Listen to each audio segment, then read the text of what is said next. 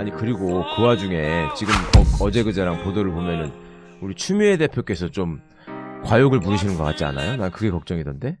그 얘기 좀 해봐. 좀 걱정이 아니라 좀 많이 걱정이 되죠. 그 아니, 정도예요. 나도 오늘 당직자들한테 전화 많이 받았는데 예. 왜 저러는지 모르겠다 그러면서 그런 정도로 걱정하시는 분들 많더라고 진짜. 아니 진짜 그 심한 얘기 그러니까 추미애 대표의 개인적 성품 이런 걸 떠나갖고 예. 이게 정권을 잡으면서 너무 혼자 오버가 심해진 거 아니냐.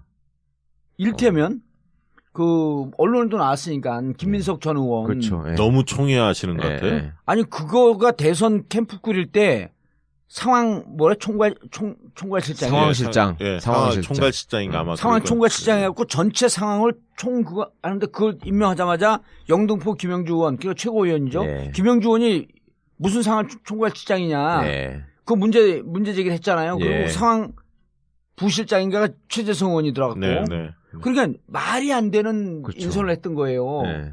그때부터 그렇게 문제가 되더니 이번에도 김민석 의원을 정무수석 넣으려고 그랬죠. 정무수석 넣으려고 그랬던 거 아니에요? 그러다 이제 그게 안 되니까. 빵꾸가 나고 빠그러지니까 지금 민주정치연구원 원래 그 다음에 이제 당 사무총장으로 늘려다가 그것도 안 됐죠. 됐어요? 그게 또 안규백 사무총장을 잘랐다고 했잖아. 김민석 의원을 늘려고 한 거 아니냐라는 지적이 있어서 예. 그 자리에는 이춘석 의원을 안 치고 민주연구원장으로 익산의 이춘석 의원. 예, 그렇게 뺐죠. 근데 민주정치연구원장도 원래 이번에 김영기 의원이 좀 파격적인 그 교수 출신이고 예. 청와대 출신이고 그러니까 초선 출신으로서 민주정치연구원장을 했는데 거기가 3, 4선 자리예요. 그렇죠. 3선 이상들이 하죠. 그리고 일단 뭐 김민석 의원에 대한 개인적인 이런 걸 떠나갖고 좀 불미스러운 일로 정치권에서 오래 떠나 있었잖아요. 예. 그러니까 지금 꼬마 민주당이란 간판을 갖고 있었잖아요. 예. 그러면서 이제 추미애 당대표가 마포민주당. 당대표 등극한 다음에 네. 합당을 한 거 아닙니까? 그렇죠. 사실은. 네. 그러면서 이제 김민석 의원에 대한 남다른 뭐 아니, 그러니까 지금 추미애 신경을 좀 체제의 쓰는 것 같아요. 황태자예요. 예. 아무튼 이제 그 과정에서 이게 선대위 때 지금도 지금이지만 이 선대위 과정에서 무척 문제가 많았어요. 당 선대위가 출범하면서 경선이 끝나자마자 당 선대위가 출범해서 가장 마찰이 센 게 그 부분이었습니다. 김민석 의원을 그 총괄 예. 상황실장으로 앉히면서 문제는 그것도 있었지만 비서실장에 대해서 비토가 생겼어요. 그러니까 임종석 비서실장을 쓰는 문제에 대해서 추미애 당대표가 임종석 비서실장이 그 페이스북에 어떤 글을 올렸었는데 거기에 대해서 이제 당대표를 좀 비판하는 예. 글을 올렸는데 그거에 대해서 굉장히 민감하게 받아들이셔서 비서실장 되고 난 다음에 비판했어요. 아니 되기 전에 이제 그러면서 선대위 출범 자체가 늦어졌죠. 그러면서 이제 중진 의원들이 좀 나서서 아니 후보의 비서실장을 후보가 마음대로 임명하게 해줘야지 다른 자리도 아니고 예, 그렇죠. 당 선대위가 떴는데 다른 자리라면 당대표가 네. 상임 선대위원장이기 때문에 당대표 의견을 좀 따라야겠지만 다른 자리도 아니고 후보 비서실장인데 네. 후보의 비서실장만큼은 후보의 의중을 따라야 하는 거 아니냐. 예. 거기를 그 김민석을 눌렀던 아니 거예요? 그 자리는 아니었지만 임종석 비서실장이 원래 캠프 때 비서실장이었잖아요. 예. 후보 비서실장이었는데 안 된다고 안 그랬었지. 된다고 한 거예요. 어. 선대위에서. 선대위에서 후보 비서실장 하면 안 된다고. 왜냐하면 이제 옥신각신 했거든. 네. 그 과정에서 임종석 실장이 그 SNS로 좀 당대표 비판하는 글들을 올리니까 예. 이걸 이제 막았던 거죠. 그러면서 이제 한 2, 3일을 선대위가 출범을 못해서 그 문제 때문에. 그렇죠. 그 그렇죠. 4월 한 6, 7, 8 뭐 이 기간 때. 이게 그럼- 티나지 않는 안티를 하고 있었네. 그 와중에 또 이제 그 안철수 후보는 상당히 이제 뛰어오르고 있었고 지지도가 예. 그 그게 상당히 4월 초였었네. 4월 위기였었네. 4월 그때가. 7, 8, 9 그 사이입니다. 그게 예. 아니 지금 6, 7, 8 뭐 그 사이. 예. 1대1 대결에서 이긴다라고 얘기했던 게 KBS 여론조사였었거든요. 그게 4월 4일이에요. 월요일 날. 네. 그리고 그때부터 4월 7일 8일 가면서 한겨레 뭐 등등 이렇게 나오면서 뭐라 그랬냐면 다자구도에서도 이기고 있다. 그걸 받았고 또 조선일보에서 10일 11일 이렇게 계속 나오면서 그 주가 위기주였었거든. 그럼요. 그게 1차 위기주였습니다. 예, 그게 위기주였었는데 이 위기주를 스스로 그 단설 유치원 그걸 했고 안철수가 까먹으면서 다시 반전된 거 아니에요. 근데 그 와중에 당에서는 선대위 실장을 비서실장을 뽑는 문제 갖고 선대위원장하고 상임선대위원장하고 후보하고 부딪히고 있었던 거네. 그러니까 그게 단설 유치원 발언이 4월 한 12일인가 그렇게 나왔고요. 그 다음 주죠. 예, 그러니까 4월 10일 날이 이제 월요일 날 이제 여러 개 조사 결과 나오면서 안철수 후보와 문재인 후보가 상당히 접전이 이루어지고 있다. 네. 이런 조사가 이제 막 쏟아진 게 4월 10일 날이었고요. 예. 이 선대위 과정의 이게 갈등은 제 기억으로 4월 6, 7, 8 뭐 이때였습니다. 그런데 이제 이 과정에서 이제 후보가 정리를 하시고 그러면서 이제 후보가 언론 인터뷰를 19개 잡으면서 본인이 사실은 선거 전략을 언론 인터뷰 속에서 명확하게 이야기를 했죠. 예, 이번 예. 대선은 정권 교체다. 정권 교체냐 정권 연장이냐의 싸움이다. 그걸 먼저 명확히 했고요. 그래서 본인이 적폐청산의 적임자 문제를 명확히 부각시키고 두 번째는 40석 가진 정당으로서는 국정을 제대로 운영할 수 없다. 불안한 세력이다. 국민의당은 안철수 네. 후보 또한 그 박지원 상황론에 얹혀져 있고 해서 크게 보면 정권교체 프레임을 기조로 가져가면서 한쪽이 안정론이라는 안정된 세력, 준비된 세력과 불안한 세력과의 대결이다. 이번 대선은. 이 부분을 후보가 직접 사실 언론 인터뷰하시면서 정리를 해줬어요, 사실. 그런 와중에 안철수 후보의 악재들이 좀 터졌죠. 아까 네. 단설 유치원, 뭐 네. 부인의 의혹들, 뭐 그다음에 경선이 잘 치러진 줄 알았는데 차떼기 동원, 뭐 이런 것들이 여러 개 일어나면서 그리고 1차 토론인 4월 13일 날 1차 토론에서 안철수 후보가 굉장히 기억나시겠지만 얼굴이 굉장히 경색돼 있었죠. 그렇죠. 네. 그 스탠딩 토론으로 SBS 처음 했던 토론입니다. 그 홍준표 후보가 10초 만에 뭐 보내겠다. 저기 문재인 후보 예. 뭐 이렇게 했다가 되치기 당했던 예. 이제 그러면서 이제 격차가 벌어지기 시작했거든요. 그런데 이제 요때 어쨌든 당에서는 비서실장 문제를 갖고 추미애 대표와 임종석 네. 비서실장 간에 고리 있었고 그게 지금까지 계속되고 있는 그래서 거지. 이번에 청와대 비서실장 임명됐는데 예. 당에 찾아갔을 때 안 만났잖아 또. 예, 못 만났잖아요. 안 만났는지 못 만났는지 모르겠으나 못 만났잖아요. 원내대표만 만나고 간 거예요 그러면? 네. 나머지 당 다 나머지 야당들은 다 만났는데 추미애 추미애 대표만 당대표만 못 만났잖아요. 음. 근데 이번에 오. 전병헌 정무수석 만났고 인사 그리고 또 가서. 무슨 예. 대표가 또 무슨 인사 추천위원회를 구성해가지고 뭐 추천하겠다. 근데 같은 동문이에요 거기도. 한양대. 아니 그러니까 대표가 추미애 대표가 인사추천위원을 만들겠다라고 하는 것도 기사에 나왔거든요. 네, 그렇죠. 청와대 인사를 추천하겠다는 예, 거예요. 예. 그래가지고 당에서 이제 최고위원들 이런 사람들이고 대통령 고유 권한인데 네. 당에서 이렇게 부담을 주면 어떡하냐라고 하니까 뭘 막 집어던지면서 추미애 대표가 화를 냈고 결국은 안 하는 걸로 포기했다. 추천위원회의 기구를 구성하려다가 기구를 역대 구성하는 그런 게 거는 없었잖아. 인사추천위원회 그렇죠. 기구는 예. 구성하지 않는 걸로 하되 음, 당헌에 음, 그런 어떤 추천할 수 있는 음. 그런 어떤 권한을 많이 강화시켜놨죠. 예. 당원에? 당헌, 당원에? 예, 예. 당헌에. 예. 아니 그건 그래서 이제 당정협의를 정례화하겠다는 게 있고요. 예. 아니 어쨌든 당정협의를 통해서 추천과 제안을 받을 수 있지만 그건 비서실이나 이런 직제 이거 청와대 고유 권한 아니에요? 고유 권한인데 임명권자에? 이제 뭐 당이 민주당이 집권하는 시대에 민주당 정부다 문재인. 참고는 하죠. 아니, 근데 이제 참고인데. 그- 내각을 위주로 얘기하는 거죠. 아니, 그러니까 인사 추천. 저는 뭐 그런 어떤 흐름에 대해서 아주 잘못됐다 보지는 않은데 그런 것이 요란스럽고 시끄럽고 아니에요. 불협화음을 일으키면서 가는 건 아니라고 그렇게 보죠. 점잖게 그렇죠. 얘기해주면 안 돼요. 왜냐하면 그 인사추천위원회라고 하는 합법적 틀거리 속에서 말은 그렇게 하면서 결국 지금까지 행태를 보면 자기 사람 심으려고 그런 거 아니에요. 이건 공과 사를 구분하지 않는 거지.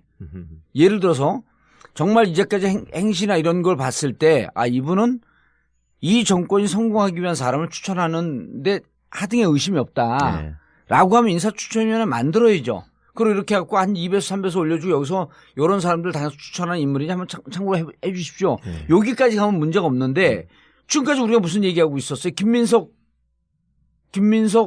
상황실장을 청와대 누려고도 안 되고 당의 사무총장 누려고도 안 되고 그다음에 민주정치연구원장까지 갔는데 민주정치연구원장으로서도 과연 적합한지 그러니까 사감에 근거한 사천을 하겠다는 거 아니에요. 이렇게 되면 그 지적을 하는 거지. 그렇게 갖고 그럼 그렇게 되면 무슨 일이 또 벌어지냐면 당의 원로나 당의 사람들이 이렇게 최고인들이 앉아갖고 예. 인사추천에 가면은 2배수 3배수 가면 그중에 한두 명이 될 거 아니에요. 자기 사람 심으려고 또 전쟁이 벌어져요 당에서. 이런 거 하지 말자고 정권 교체한 건데. 아니, 그거 아니에요? 최고인도 다 밀어볼 아니 거 근데 아니야. 이제 지금 보면 어쨌든 대통령이 지금까지 인사를 예. 보면 흔히 말하는 친문 인사를 우대하거나 뭐 이런 건 전혀 없었잖아요. 네. 오히려 역차별을 좀 받고 있고 예. 나름대로 적재적소에 그렇죠. 유능한 인재들을 발탁하는 것 같아요. 그렇기 때문에 이제 아까 했던 당에서의 요구가 세지면 말씀하신 대로 그 민주당 출신의 인사들을 상당히 우대할 수밖에 없는데 지금까지 기조로 보면 꼭 야당 인사뿐만 아니라 여러 대탕평 인사, 그렇죠. 예. 적재적소 인사를 하고 있기 때문에 좀 걱정은 되는 부분은 있죠. 그러니까 당의 울타리 속으로 너무 들어가는 게 아닌가 이런. 그러면 그리고 당은 집권하고 그다음에 청와대가 성공할 수 있게끔 해주면서 당이 그 이후에 정책으로 그 당정 협의를 통해서 정부를 그 견인하려고 노력을 했지 사람으로 견인하려고 그러면 안 되죠, 그거는. 아니, 이제까지 정치인들 뻔하잖아. 사람 갖고 네 사람 내 사람 나눠먹게 하면서 인사했던 거. 그거 어제 오늘 이래요? 근데 검증된 사람들은 뭐 저는 뭐 역차별을 받아서는 안 된다고 보긴 합니다. 그러니까 예. 국회의원 중에서 정말 자기 전문성이 있고 정치력이 있는 분들 중에서 검증된 분들은 들어갈 필요 있죠. 근데 예. 그 걱정이네. 진짜 한 6, 70명 되는데 아직 10명도 인사를 못한 게 특히 민정 같은 경우 중요한데. 예? 근데 지금 정책실장하고 지금 국가안보실장 국가안보실장 그것도 좀 안 된 거 아니에요? 이게 이제 빨리 이 실장들이 빨리 인선이 돼야 하고요. 나머지 이제 수석들이 인선이 되면 그 다음부터 비서관들은 좀 속도가 빨리 붙을 거예요. 근데 이제 그렇겠죠. 내각은 총리의 제청권. 국회 인전이 있기 때문에 청문회가 있기 때문에 좀 시간을 좀 두는 것 같고요. 여러 가지. 근데 이제 청와대 인선이 좀 빨리 하는 게 지금 급선무거든요. 예. 예. 이번 주까지는 마무리한다고 하는 것 같은데. 그 6, 70명을 다 해버려요? 아니. 책임자들? 예. 실장, 비서관 정책실장. 정도까지는 다 정해야 되지 않겠어요? 비서관 정해지면 행정관들은 속도가 붙을 거예요. 왜냐하면 캠프에서 예. 나름대로 검증된 검증된. 예. 인력들이 있기 때문에 저는 뭐 그다음에 국회 뭐 보좌진들도 아니, 있고 하기 오히려 때문에 청와대에서 인사위원회나 이런 거 만들어갖고 예. 거기서 검증하고 그러지. 그러면은 이번 주 비서관이 결정이 되면 비서관 들어가면 전국 이번 주로 끝이야 그냥? 누가 비서관? 제가요? 당신이 들어가면? 아니 저는 아, 비서관 얄미워 죽겠네 진짜 쳐다보고 있으니까. 아니라니까 비서관급 아니라니까 나는 검찰총장 변호사급이라지. 아 저 웃는데 봉사님 웃는 얼굴이 슬퍼 보여요. 나 슬퍼. 아니 난 왜 슬프냐면 예. 이거 그만두잖아.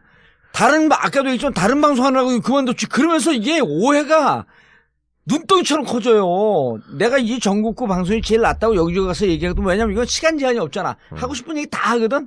다른 방송은 딱 시간 제한이 있잖아요. 또 외부자들이 이건 편집을 하잖아. 예. 내가 한 얘기 다 했으면 나는 거의 정치 철학이 신의 경지예요. 내가 한 얘기만 주로 편집하는 것 같아 보면. 아, 또 이제 이재화 변호사 뭐 이런 훌륭한 분들이 있으니까 예. 왜 답변을 회피하시고? 아니 진짜 이거 들으시는 분들 오해하시겠네. 안 그래요. 봉도사 복권 될 때까지는 전국구는 계속 해야죠. 그럼 얼마 안 남으면 되거든 또. 아 맞아. 공무원이 이런 방송을 못 한다는 건 없잖아요. 이게 있나요? 거기 들어가면 바빠고 응해. 그리고 정부의 공식적인 이제 직함을 하게 되면 아 방송 나오면 이것은 삐처리 할 게 너무 많아. 삐삐. 그렇지. 아니 그럼 못하지 이제 정부에 들어가면. 아 그런가요? 저렇게 하면 할 수 있어. 예를 들어 최강욱이가 대통령이 됐다. 아. 그건 지 맘이니까. 지 맘이니까 막 하는 거야 그냥 날마다. 네. 아니 박근혜도 나왔는데. 네. 그럼 전국구 특종 많이 하겠는데요? 그렇지. 오늘 전국께서 특별히 얘기합니다. 그래서 점심 갈비탕 먹는 줄 알았는데 짜장면 먹었습니다. 야, 그 대통령께서 그 구내식당 이용하셨잖아요. 예. 얼마 전에 이렇게 이렇게. 냉면 드셨죠? 냉면. 참 그 장소 보니까 감회가 새롭더라고요. 아 거기서 식사했었어요? 아, 저도 근무했었잖아요. 행정관에서 밥 먹는 식당인데. 네. 아 근데 비서실장 때도 거기서 계속 식사를 했었다 그러는데 문재인 아, 대통령. 많이 하셨죠. 예. 네. 당연히 많이 하셨습니다. 저는 개인적으로 제일 뭐랄까 마음에 와닿았던 인사가 주영훈 경호실장이었어요. 그분은 계속 노 대통령을 계속 모셨던 분이고 돌아가시기 전에 그 검찰 출두할 때 이때도 보면은 주영훈 실장 그때 이제 계속 같이 갔었고 봉화에서도 청와대에서 계속 봉화로 있었고. 파견 나왔었어요? 그럼요. 그리고 봉화에서도 계속 또 그 대통령 돌아가신 뒤에도 그 권여사 모시고 계속 계셨고. 아 그럼 청와대에서 청와대에서 예. 공식 청와대 직원이면서 파견이 나와 있던 거예요? 처음에는 파견이었다가 그게 이제 중간에 정리를 하고 그러니까 경호실의 본부장급까지 갔었거든요. 그분이. 예. 그러고서 이제 또 그 개인 자격으로 또 있었고 그러다가 그 양반이 다시 경호실장이 돼서 문재인 대통령이 옆에 있다라고 생각하니까 여러 가지로 그리고 이 양반이 의리가 있는 사람이에요. 굉장히 훌륭한 분이에요. 외대 나오신 분인데 외대 나와서도 저렇게 훌륭한 분이 있더라고. 아니 경호실장인데 무술을 했을 거 아니에요, 그럼? 그게 잘못 알고 있는 거예요. 외대 그러니까 무술과가 없는데?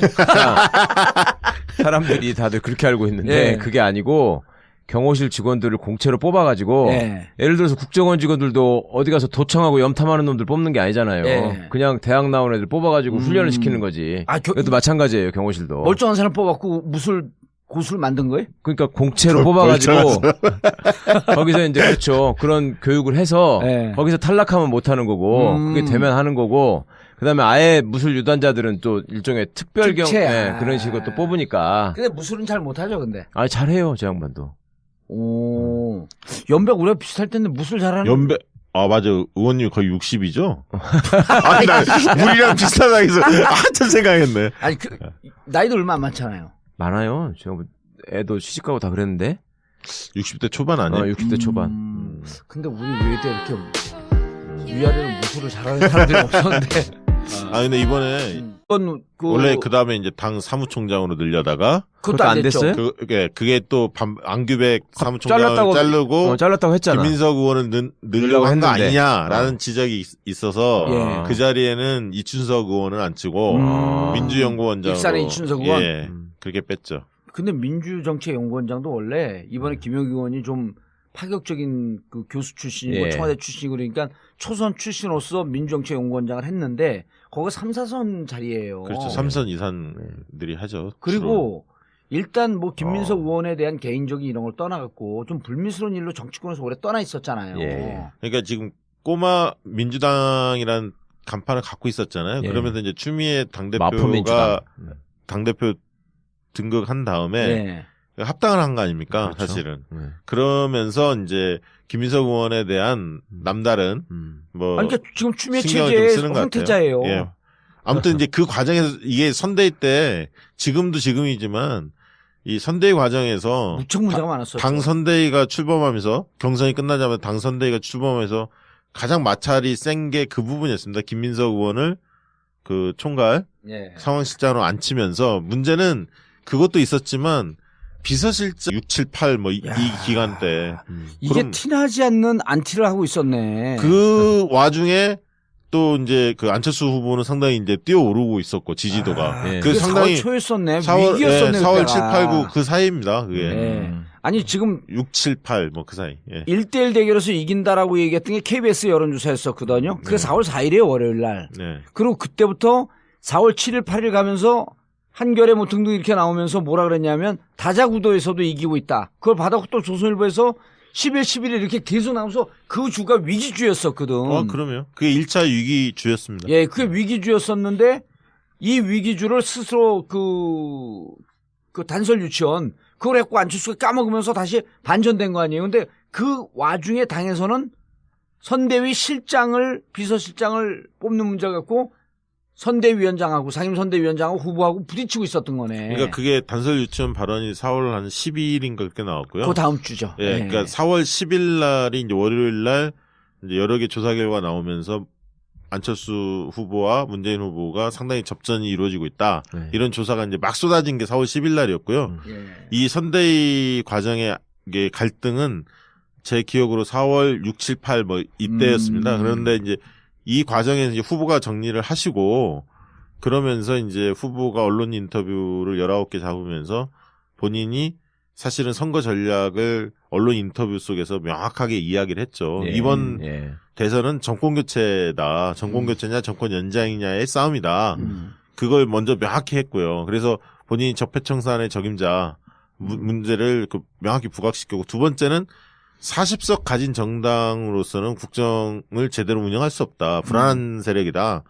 국민의당은 안철수 후보 또한 그 박지원 상황론에 얹혀져 있고 해서 크게 보면 정권교체 프레임을 기조로 가져가면서 한쪽이 안정론이라는 안정된 세력, 준비된 세력과 불안한 세력과의 대결이다. 이번 대선은 이 부분을 후보가 직접 사실 언론 인터뷰하시면서 정리를 해줬어요, 사실.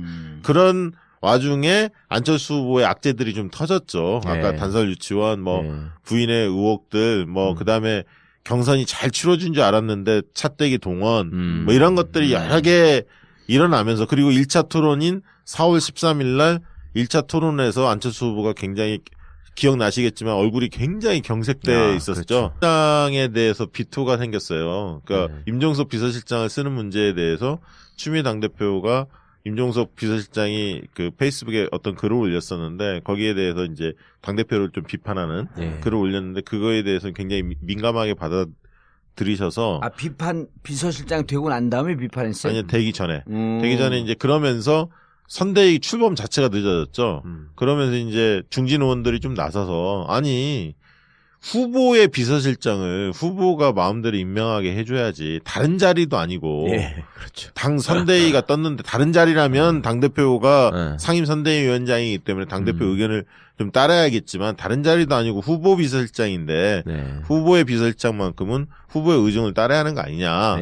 거기를 그 김민석을 눌렀던 아니 거예요? 그 자리는 아니었지만 임종석 비서실장이 원래 캠프 때 비서실장이었잖아요. 후보 비서실장이었는데 안 된다고 안 된다고 한 거예요. 선대위에서 후보 비서실장 하면 안 된다고. 왜냐하면 이제 옥신각신 했거든. 그 과정에서 임종석 실장이 그 SNS로 좀 당대표 비판하는 글들을 올리니까 이걸 이제 막았던 거죠. 그러면서 이제 한 2, 3일을 선대위가 출범을 못해서 그 문제 때문에 그렇죠.